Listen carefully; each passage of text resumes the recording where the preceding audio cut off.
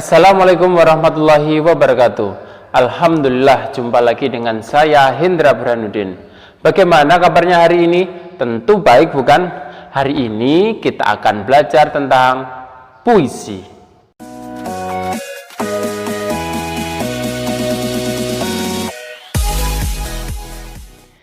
Mengenal jenis-jenis puisi.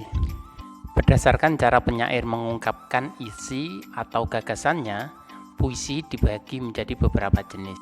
Yang pertama adalah puisi naratif. Puisi naratif adalah puisi yang mengungkapkan cerita atau penjelasan penyair. Perlu kita garis bawahi bahwa puisi naratif ini hanya berdasarkan cerita atau penjelasan penyair saja. Di dalam puisi naratif itu dibagi menjadi dua. Yang pertama adalah puisi balada, yang kedua adalah puisi romansa. Di dalam puisi naratif berbentuk balada ini banyak membicarakan tentang orang-orang perkasa atau tokoh pujaan. Bisa berupa heroik atau kepahlawanan atau tokoh yang dinanti-nantikan atau yang dipuja.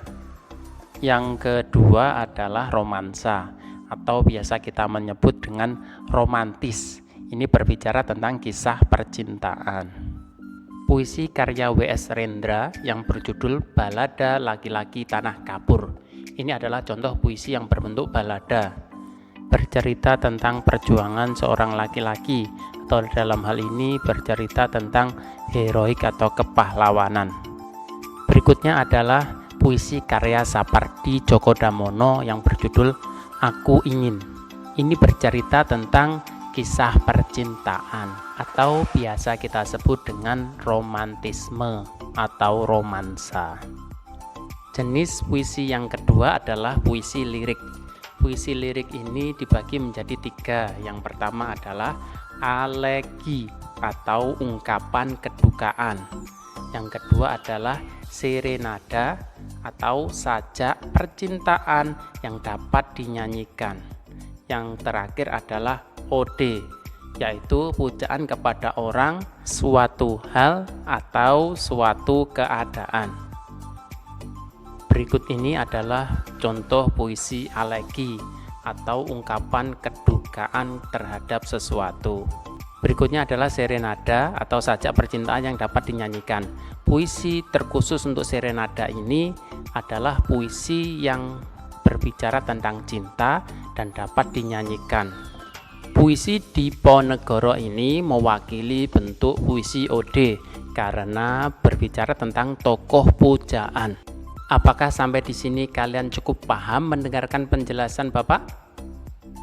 Baik, marilah kita lanjutkan ke puisi yang ketiga, yaitu puisi deskriptif. Dalam puisi deskriptif ini, penyair bertindak sebagai pemberi kesan terhadap keadaan, benda, atau suasana yang dipandang menarik perhatiannya. Puisi deskriptif ini dibagi menjadi dua. Yang pertama adalah satir. Satir adalah pernyataan tidak puas terhadap suatu keadaan. Hal ini bisa berupa sindiran atau menyatakan keadaan sebaliknya. Berbeda dengan satir, kritik sosial membicarakan tentang ketidaksenangan penyair dengan membeberkan kepincangan atau kekurangan atau ketidakberesan yang ia lihat, kemudian dituliskan dalam bentuk puisi. Sebagai contoh, puisi karya W.S. Rendra ini misalnya. Puisi ini berbicara tentang sindiran. Sindiran kepada siapa? Sindiran kepada para penyair. Puisi kritik sosial ini berbeda dengan satir. Kalau satir banyak menggunakan kata-kata yang berupa sindiran, namun kritik sosial ini jauh menggunakan kata-kata yang lebih tajam, kata-kata yang menyayat, kata-kata yang cukup kasar. Dengan melihat contoh-contoh yang saya berikan, tentunya kalian mulai bisa membedakan jenis-jenis puisi, bukan?